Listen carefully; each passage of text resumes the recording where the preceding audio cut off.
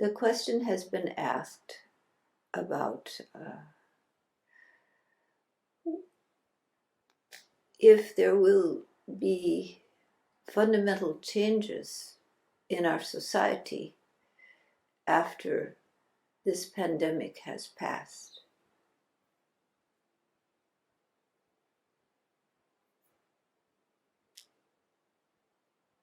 And the answer is, of course.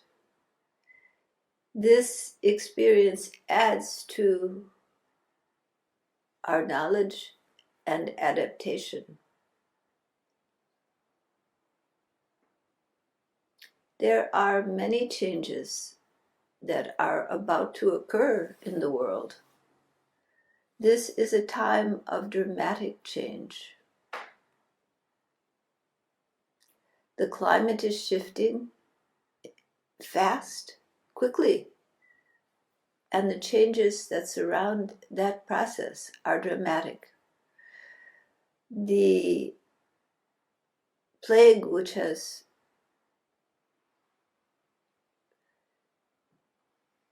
impacted humanity, is a part of this changing process. It is one of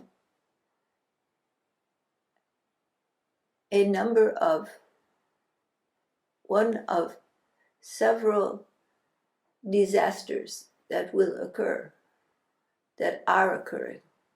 There are fires, there are hurricanes, there are floods, and there are other things as well. There is a demand on humanity at this time that there is a shift and elevation of spiritual consciousness from self-centered ideologies and approaches that are focused upon one's personal acquisition or the acquisition for one's particular social group. These types of approaches breed greed and hoarding.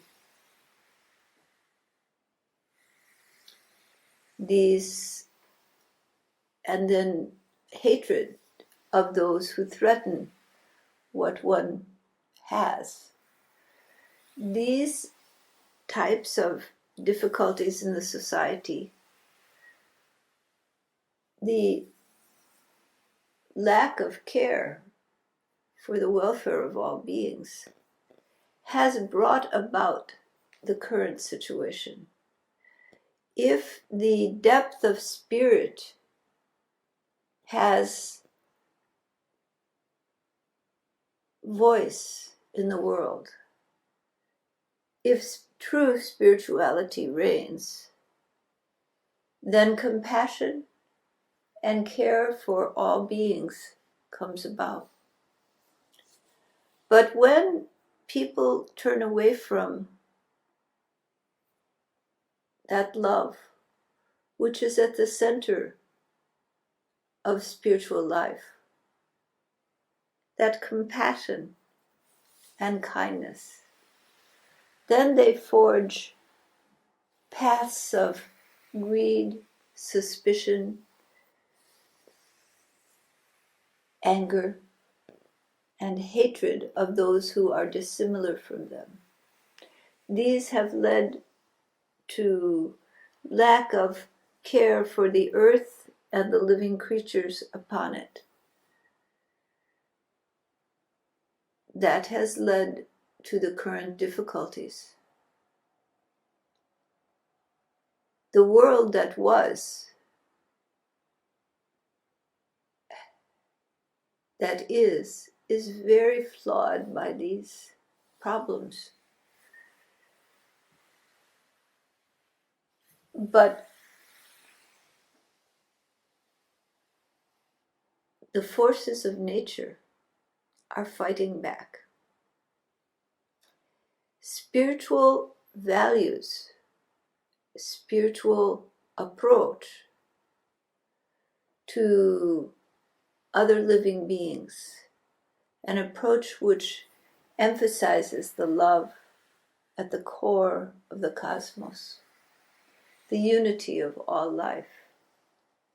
Those approaches will become more dominant.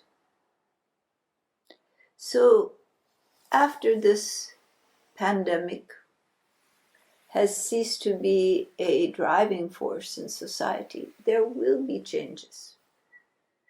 Technology has advanced to accommodate the situation. Those advances and the positive aspects of those advances will not go away.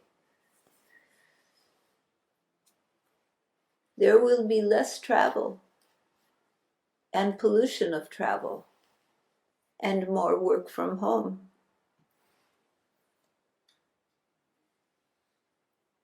Allowing more simplicity in people's lives. That change will not alter. And there will be other changes. As people have seen that certain aspects of this situation are better than what was before.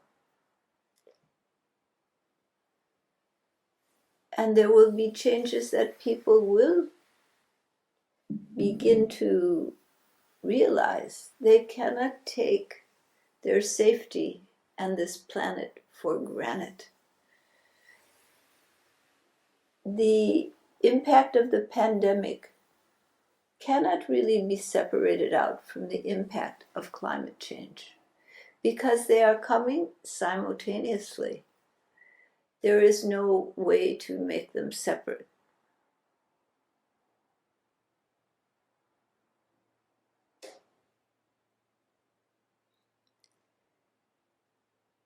I have said that we have moved beyond the stage where we are fighting these changes that are occurring and not wanting to work on them but pretend they do not exist. That is shifting.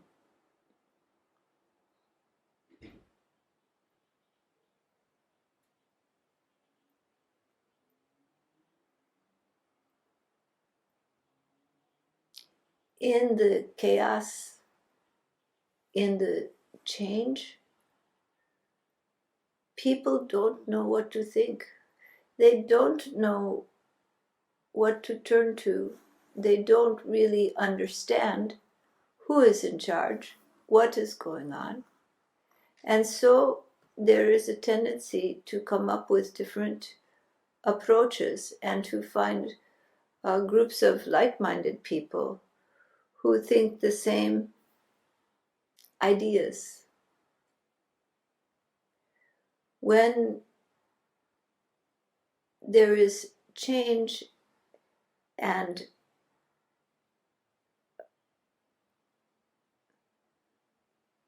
the shifts deconstruct what was, people become confused and they attempt to create their own understanding of what is. And so many theories, conspiracy theories and so on, some seeming very outrageous and outlandish, come into existence to explain the unexplainable, to explain that which has destroyed their everyday lives as they knew it. When fires rage in California, people's lives are not as they were. Everyone is inundated, the entire state, the entire West Coast, with smoke. So even if you are not in the fire, you are impacted. People's lives are different, and they're struggling to understand why. And naturally, some people think there must be someone to blame. There must be something they can do. If they have someone to blame, then that force can be stopped. A force of nature of such magnitude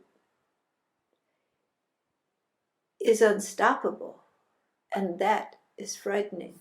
So people begin to have theories of something done to them by some ill force, rather than face the truth of the unstoppable reactions of nature.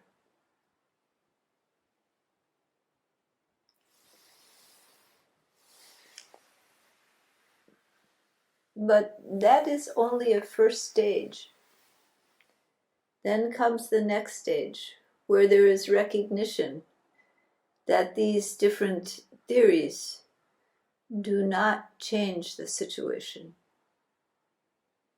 And as more and more people awaken to recognize the difficulty and what must be done, change will occur, and change will occur faster. So it is impossible to separate out the impact of the pandemic from the impact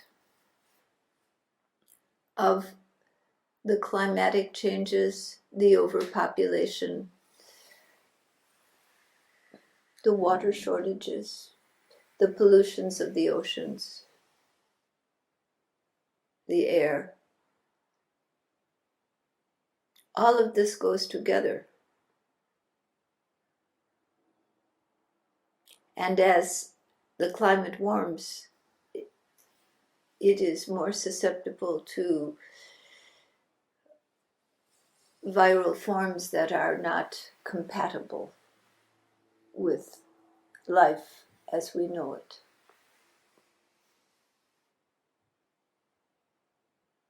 In addition, human beings have experimented in deadly plagues which they hold in containers. Is that safe?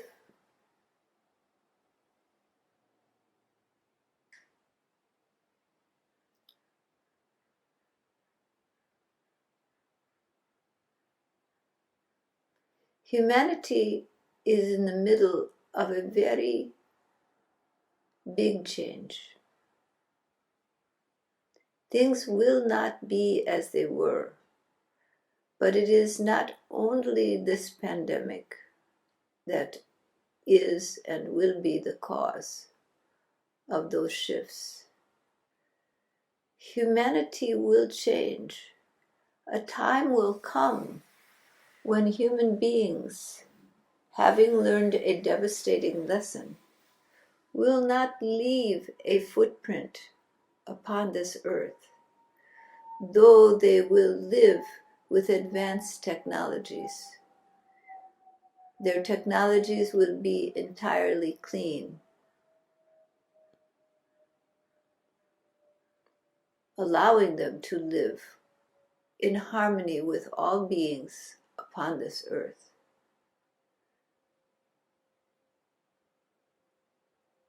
And the balance of the ecosystems of the planet will be carefully monitored.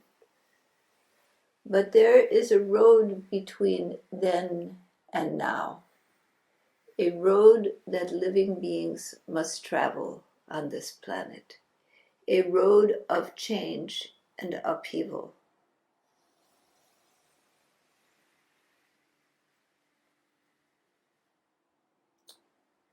But it is a good road leading to a good end. Humanity will not destroy itself, nor will it destroy this planet.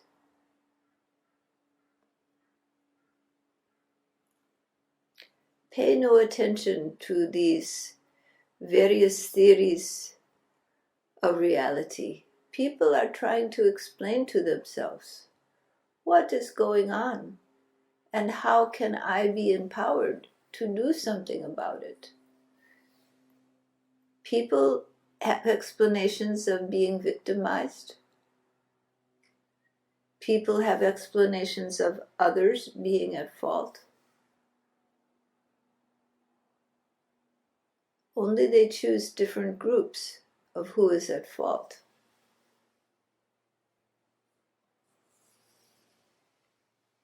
People of color, Jews, scientists,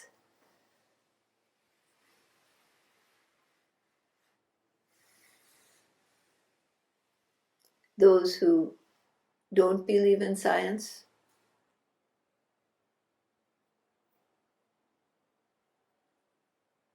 There is much blame. But in the end, all of these people bickering among themselves are part of one humanity that needs to find its way from one style of life which cannot be sustained upon this planet to a sustainable way of being. And that is the road forward for all humanity, regardless of what types of beliefs may be maintained as to whose fault is whom's and who is the culprit. The governments creating weapons of mass destruction and biological warfare weapons, the people in another country, the people of color, the people who are white. Who is at fault? Things are changing, and all of this blaming will soon become irrelevant. So do not expect the past to come back after this pandemic. It will not. Life is in a change process. All right? Are there any further questions on this? I was just curious with this whole QAnon cult. Is there one individual behind that group of people? No, there is not one individual. It has caught on like a fire to many individuals. It has a certain romantic appeal. It was based, much of it, on this movie, V. Oh. And from that, the idea grew of Q. I'm sorry, we didn't hear the question, so it's hard to... The question is where has this idea of Q come from, and is it from one individual? And I am saying, no, it is not from one individual.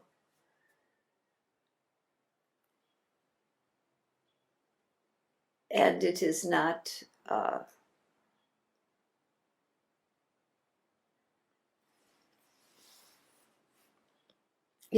from one individual. It is not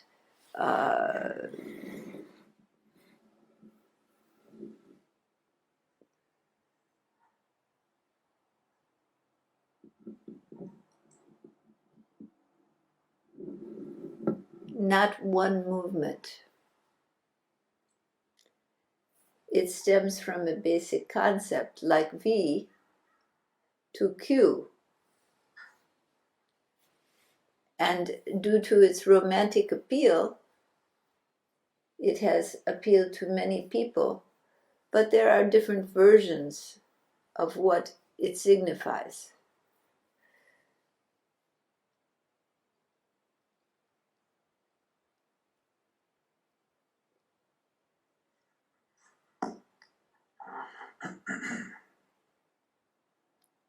There has been no one leader of this movement. Sorry, I didn't know what you are talking about. What idea was it? This is the movement of Q. QAnon? Yes. No. Okay. Q Anonymous. Yes.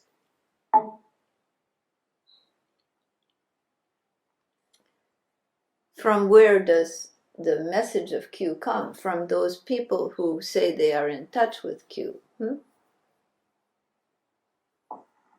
were the initial leaders. But it has spread and grown along with many other existing theories, such as the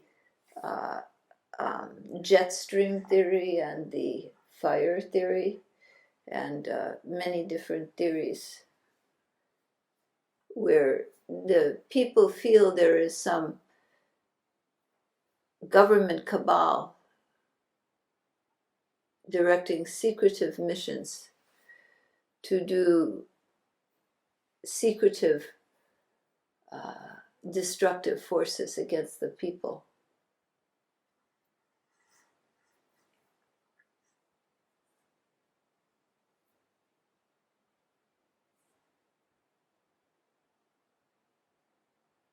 How to help those people who are in such a delusion? Some are very small group number kind of slowly realizing that, but still the movement is still very big.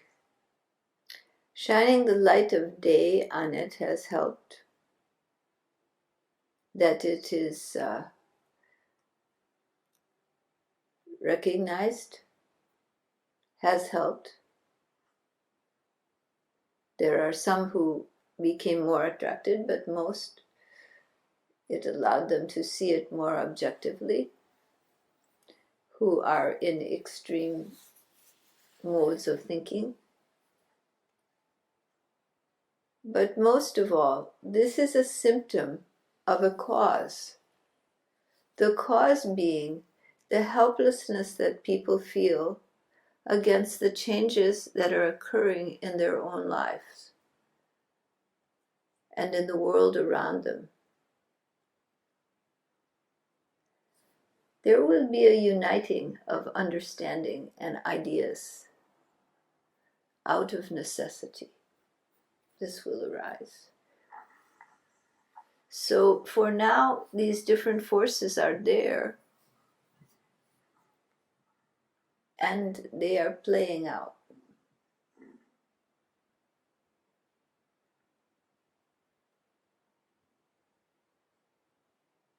Such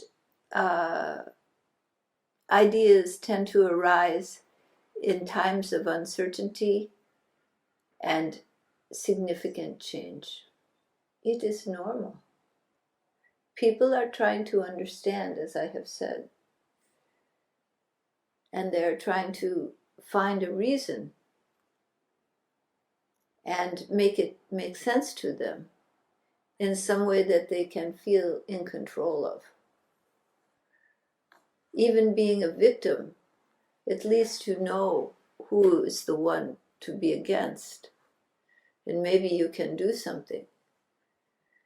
But when it's the earth itself moving and changing, when it's viruses, plagues, where is your power against such things? And when there is lack of dynamic leadership that people can trust, they are much more likely to move into such paranoia. But when they feel their leaders are listening to them and taking care of them, then you will see a decline in these types of things. Don't worry for it. In the meantime, is it best to just ignore these ideas that people are putting forward, or combat it somehow? How will you combat it? The way to combat it is to look at the cause and to address the cause. When people feel that they have economic safety, when they feel they have secure leaders they can trust, when they feel their leaders are addressing their problems, then they are less likely to resort to extreme theories and more likely to be content with the guidance of their leaders. But when the leaders are at war with each other and nothing productive is given that the people see there is any progress or change, then they have difficulty. When they see there is progress and change and their needs are being addressed and listened to, they will start listening to a leader who does that. In the meantime, don't worry so much about these groups, is my suggestion. Let what must play out, play out.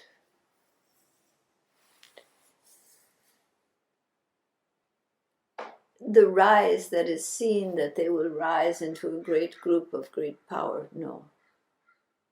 No. It is a fear reaction. People are trying to find some explanation, something to comfort themselves, someone to blame. There are racial issues in the United States. They will not just go away. They need to be addressed. But they have to be addressed for everyone, for there are many white people who suffer as well. And so they are afraid that because they have little, not as much as they feel they need, they are afraid that what they have will be taken by others. And they are jealous that Black communities and so on get aid and assistance, and they do not, when they see the poverty and need in their own community. So that needs to be addressed, that all the needs of all the people are addressed. Then those people will start to trust the leaders who address their needs.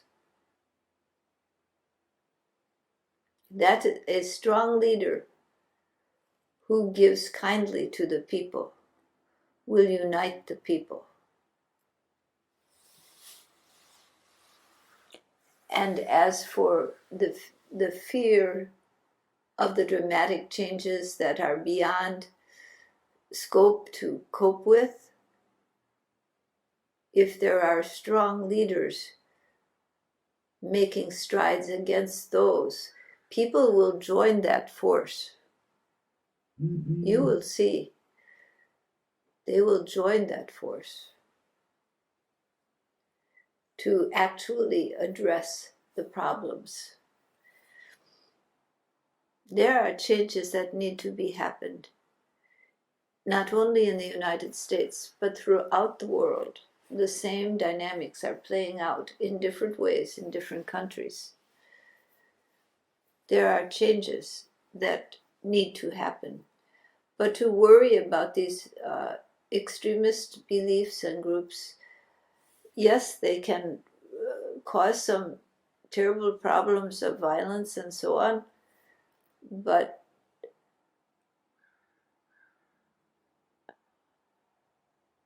their time is not long. Their explanations and comforts will not suffice as time goes on. Their day is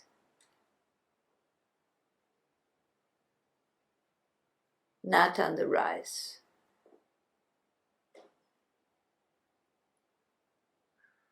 But soon to set.